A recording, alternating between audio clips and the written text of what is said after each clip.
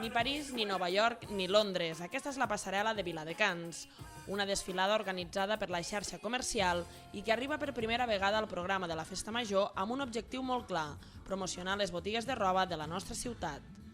Esperamos que al darnos a conocer la gente conozca, aparte de la tendencia, nos conozca como tienda y bueno, vengan a ver lo que tenemos en las tiendas y que compren en Viladecans sobre todo, porque es una pena que Viladecans, teniendo tantísima oferta, se vayan a otros sitios y no nos conozcan.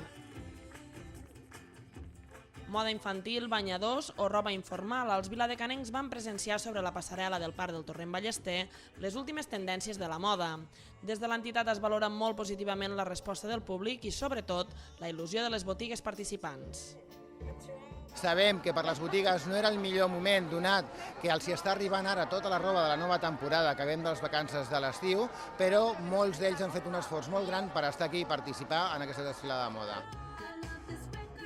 En total, 8 botigues viladecanenques han mostrat els seus dissenys a la passarel·la de la Festa Major, una iniciativa innovadora que de ben segur es repetirà l'any vinent.